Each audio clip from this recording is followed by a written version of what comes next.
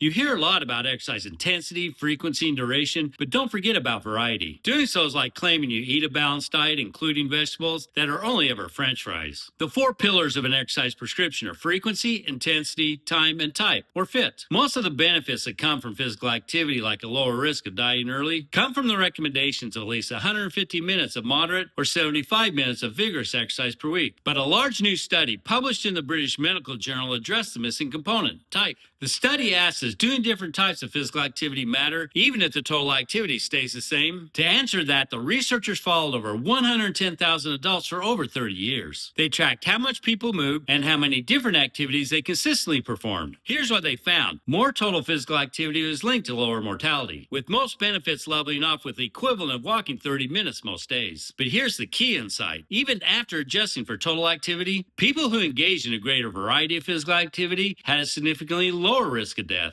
Those with the highest activity variety had about a 19% lower all-cause mortality risk and a 13 to 41% lower risk of death from cardiovascular disease, cancer, and respiratory diseases, independent of how much activity they did. In other words, two people can burn the same number of calories, but the one who walks, lifts, climbs stairs, and plays a sport tends to live longer than the one who only does one thing. Why might that be? Different activities stress the body in different ways. Aerobic fitness, muscular strength, bone loading, coordination, balance. Variety likely spreads the stimulus across more physiological systems rather than maxing out one. So the takeaway isn't do more, it's do different. If your routine only has one lane, say running, replacing some of that with resistance training, cycling, or a recreational sport may give you extra longevity benefit. The bottom line is that even though frequency, intensity, and duration get the most attention, type has its own impact. And speaking of variety, adding mashed potatoes, tots, and hash browns to your French fries doesn't count. As always, my answers come from peer-reviewed research.